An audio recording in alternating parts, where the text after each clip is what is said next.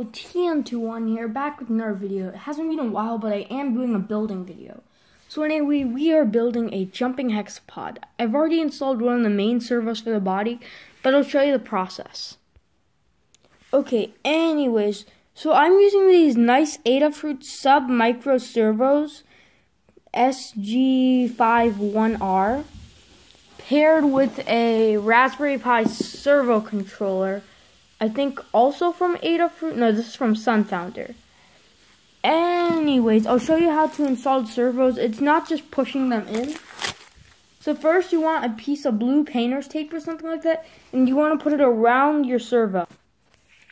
Okay, so make sure your tape is aligned with those edges of the servo fins.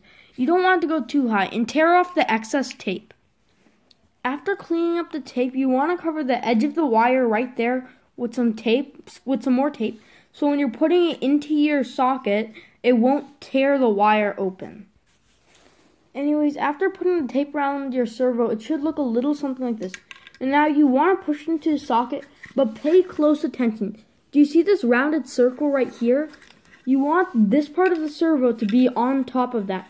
So for this model, you'd like to align your servos like this.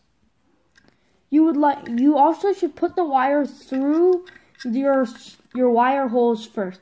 Make sure you're putting it through the correct hole.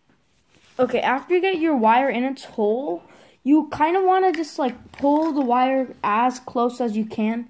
Don't apply too much pressure, and then you just want to push the servo in. Right, make sure you have the tape on to ensure a tight fit.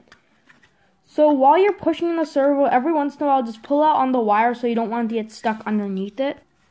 Okay, after putting the servos like this one, you should expect there to be a tiny bit of a gap. Sorry, my camera will not focus today. So you should expect a tiny bit of gap. Same with this one, you can see that there's a small gap. And just repeat that for the rest of the servos. And today, we're going to finish up the legs. But first, before you do anything, try and center all of the servo motors. Okay, after that, you need to widen this hole right.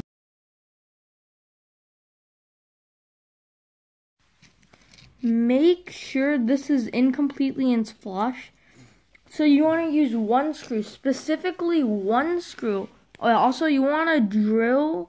So don't you see this white servo horn piece right here?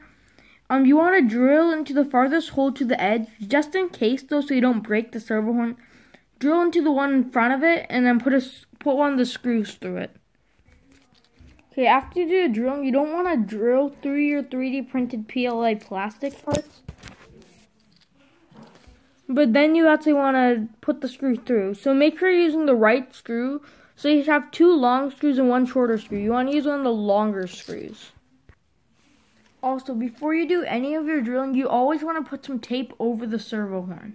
It makes sure the screw will actually stay in and thread through. After putting the screw in, your parts should look a little something like this.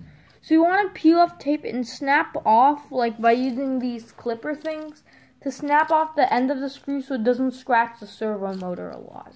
So you have to center your motor first, but after that you want to put your thing on in a diagonal direction like this.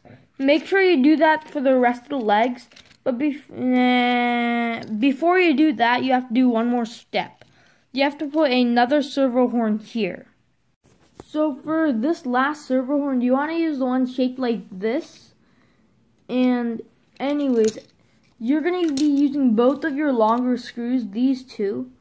So you want to align this part of this with those two fins on the end and put some tape over it. And then you want to drill your hole and put your screw in. So after putting the screws in, you still want to snip the ends off for these two. So after centering your servo, you just want to put it in here. Do not apply tape this time because this hole's a bit of a different size than the holes on the body piece. But anyways, I'll come back to you after we put that servo. So after you put the servo back on, you want to put the servo fin on. So make sure your motor's centered first. But you want to put your servo fin on in a way where it'll be facing forward like that. And this piece will be flat like these motors right there. So anyways, you just want to push this onto the circle there. Like there's another circle, usually it prints with this already attached, but you have to pull it off. Anyways, then you just attach it to this and make sure it's in the right orientation. So this plate should be facing forward. So after getting everything in place, you want to use the smaller screw that comes with your motor and put it in the hole there and just screw it in.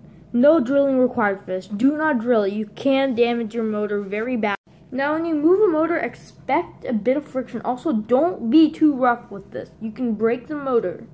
But when you move the motor, you'll expect a bit of friction there.